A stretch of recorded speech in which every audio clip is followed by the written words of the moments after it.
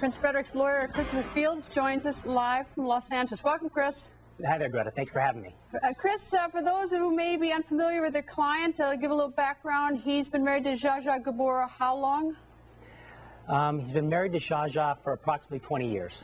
And he has now gone public with an affair that he was having over a 10-year period with Anna Nicole Smith. Is that right? That's correct, Greta. Do you know why he has chosen to go public? He knew Howard Stern wasn't the father. He knew because Anna had told him as much. So he felt that it's only proper that the child be put with her natural father. And that's why he came forward. All right, if she told him that Howard K. Stern was not the father, of course, the natural question would be to respond, who is? Did he ask her that, and what'd she say? He never asked her that. He didn't say, am I the father?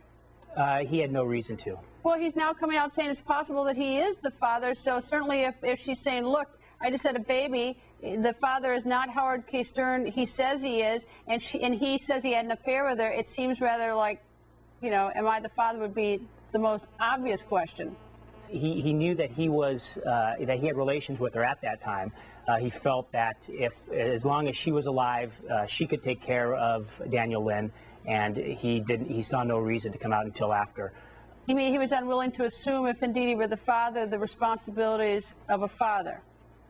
He is now, because he knows that Howard Stern is not the father, or he has reason to believe. He believes that, well, Anna told him as much. So he wants to make sure that Daniel Lynn is put with her natural father. It's relatively easy to make that determination. We're willing to take a DNA test, and we think we could readily put this to bed. What does his wife, Zsa Zsa Gabor, think about this public announcement that he's been cheating on her for 10 years? She's not happy. I imagine she's not happy at all. Let's go back to January. I mean, obviously the simple way is the DNA, as you suggest, and it would sure be a lot easier if Howard K. Stern would just agree to do this. It would put everything to rest. Of course, we're all curious why he won't. But nonetheless, let's see if we can piece together their client. Last January 2006, does he remember being in the same city with her, in the same place with her? It was in L.A. It was in Los Angeles, definitely. Was he? Any more than that, I can't reveal at this point. Can you go so far as to say that he remembers being intimate with her in the month of January of 2006 in L.A.? He does. Is it on more than one occasion?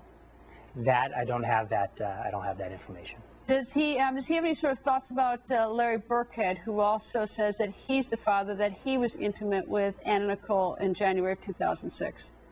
Prince Frederick believes that if he is not the father, that more likely than not that it is Larry Burkhead. Now, your client is actually, or you have filed it for your client, an action. Is that right, sir? Correct. A petition to establish paternity, basically. And that's in the L.A. courthouse or L.A. Court system? Correct. What's the next step? Next step, well, we're going to file a motion for an order for the DNA testing.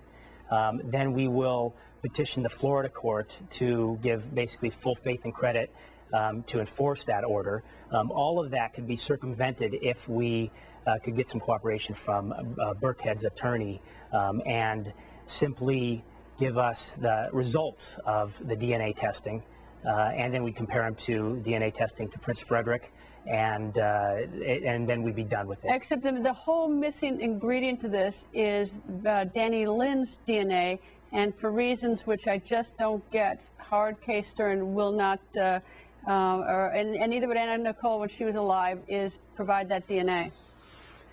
That's what we're trying to figure out. That's the $1 million question, or maybe $450 million question. Anyway, Chris, thank you. Thank you. Thank you, Greta.